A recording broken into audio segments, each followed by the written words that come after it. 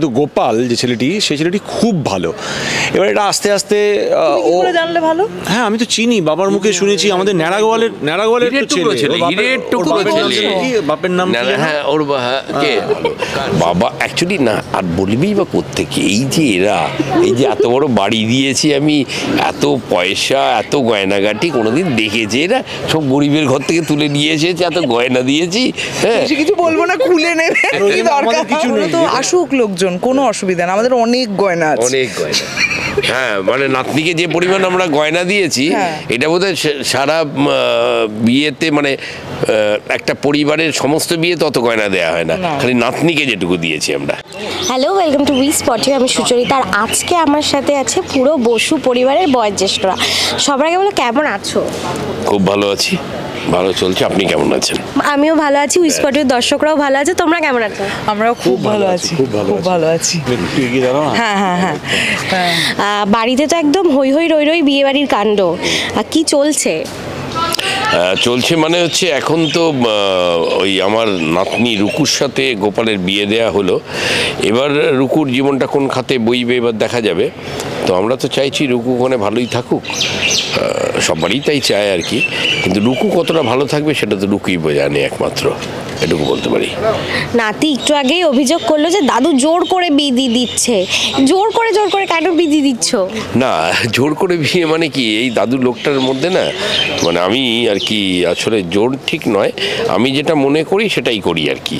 হ্যাঁ, এবার লোকে ভাবে আমি একটু জোর করেই করছি আর কি। যাই হোক, আমার মনে হয়েছে যে ন্যাড়াগোয়ালের মানুষজন খুব ভালো এবং আমাদের এই শহরের লোকজন ততটা ভালো নয়। ন্যাড়াগোয়ালের মধ্যে যে পিওরিটিটা আছে সেটাকে আমি কলকাতা শহরে নিয়ে যেতে চাই, সেই জন্য ন্যাড়াগোয়াল থেকে লোকজন তুলে নিয়ে যেতে চাইছি আমি আর কি। আসলে এটাই হচ্ছে ব্যাপার। কি বলছো? বলছি বাড়ির যেই দুজন পুরুষ, মানে যাদের দিকে বাড়ির বউরা আর কি তাকিয়ে থাকে, আমার শ্বশুর এবং আমার হাজব্যান্ড, এরা দুজনেই, মানে আমার হাজব্যান্ড তো আমার শ্বশুরের উপরে কোনো কথা বলবেন না। এবার উনি বলে দিয়েছেন যে ন্যাড়াগোয়ালের যে ছেলের সঙ্গে মানে বিয়ে হচ্ছে আমার মেয়ে, সেখানে খুবই ভালো থাকবেন। আমরা অনেকভাবেই মানে না করার চেষ্টা করেছি বা বোঝানোর চেষ্টা করেছি, কিন্তু বাবা বোঝেননি। এখন আমরা ওই বাবা বলেছেন যেহেতু মেয়ে ভালো থাকবে, আমরা সেই আশাতে রয়েছি যে হয়তো মেয়ে ভালো থাকবে, এবার বাকিটা বাবা জানে। না, আমার যেটা মনে হয় এখনকার দিনের ছেলে মেয়েদের সবাই তো লাভ ম্যারেজ করে, যেহেতু এটা অ্যারেঞ্জ ম্যারেজ হয়েছে, সেই জন্য আমার মেয়ে রুকুর একটুখানি আপত্তি রয়েছে। ওর একটা অ্যাম্বিশন ছিল, ও পড়াশুনো করবে, আরও হায়ার স্টাডি করবে, বিদেশ যাবে, এই সমস্ত ব্যাপারটা ছিল। সেখানে আমরা বিয়েটা ঠিক করে দিয়েছি এবং আমরা মানে বিশেষ করে আমার বাবা জানে যে যে ছেলের সাথে বিয়ে হচ্ছে ছেলেটা অত্যন্ত ভালো ছেলে, ভীষণ ভালো ছেলে। কিন্তু হয় না যে যেহেতু অ্যারেঞ্জ ম্যারেজ ওর হয়তো ছেলেটাকে পছন্দ হচ্ছে না, কিন্তু গোপাল যে ছেলেটি সেই ছেলেটি খুব ভালো। এবার এটা আস্তে আস্তে ও জানলে ভালো। হ্যাঁ, আমি তো চিনি, বাবার মুখে শুনেছি। আমাদের ন্যাড়াগোয়ালের ছেলে, বাপের নাম হ্যাঁ, ওর সুরজিৎ দা, তোর বাবা কৃষ্ণ। হ্যাঁ, তুমি সুরজিৎ দার নাম করে বলছো? সুরজিৎ যেহেতু নাটকের ছেলে, ছোটবেলা থেকে ওকে চিনি। ও পড়াশোনা করা ছেলে, পুরুলিয়ার ছেলে, পড়াশোনা করা, শিক্ষিত, বেশ ভদ্র।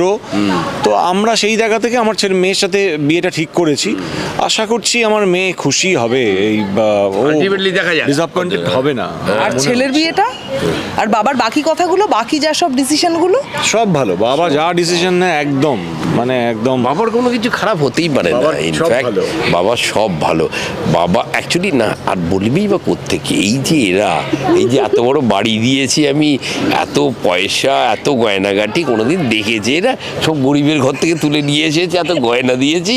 হ্যাঁ, কিছু বলবো না, খুলে নেবে, কিছু নেই, আমাদের কিছু নেই, কিচ্ছু নেই, সব বউরা নিয়ে নিয়েছি আমরা, ব্যাস আমাদের তার কিছু বলার নেই। আমরা মুখই খুলতে পারছি না বাবার এগেনস্টে, বাবা যা বলছেন সেটাই। এই যে গয়নাঘাটি নিয়ে খোটা দিল, বললো কিছু নেই, কিন্তু গ্রাম থেকে কিন্তু লোকজন নিয়ে আবার শহরেই আসছে, তখন তার পেছনেও তো খরচা রয়েছে। আমাদের বাড়ির প্রচুরই সম্পত্তি এবং আমাদের জুয়েলারির বিজনেস, মানে গয়নার ব্যবসা।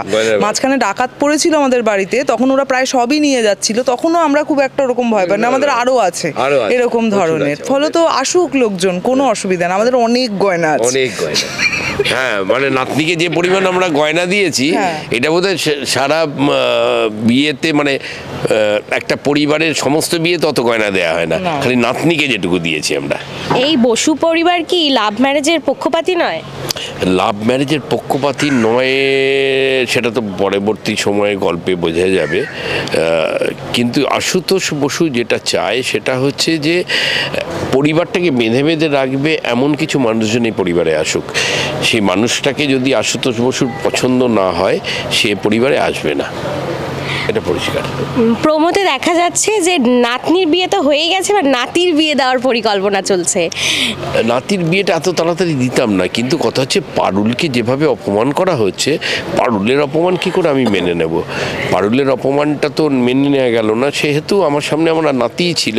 আমার ছেলে যেহেতু বিয়ে হয়ে গেছে, না ছেলের সাথেই দিয়ে দিতাম বিয়েটা, হ্যাঁ, কিন্তু যেহেতু নাতি এখন খালি আছে তাই নাতির সাথেই দিয়ে দিচ্ছি আর কি বিয়েটা আমি।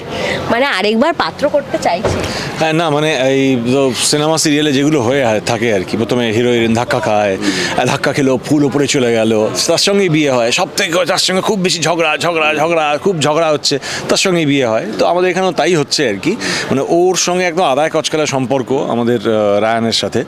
তো এটা আমাদের প্ল্যান ছিল না, এটা একটা অ্যাক্সিডেন্টালি ওর ওই লগ্নভ্রষ্টা হচ্ছে, মানে বিয়ে হবে না, বরকে এ হচ্ছে, সেই সময় দাদু ডিসিশন নিচ্ছে যে মেয়েটা এরকম সর্বনাশ হয়ে যাবে, বিয়ের পিড়ি থেকে বিয়ে হবে না, তাই আর কি। এবং আপনারা নিশ্চয়ই জানেন, আপনারা দেখছেন যে পারুল কত ভালো মেয়ে।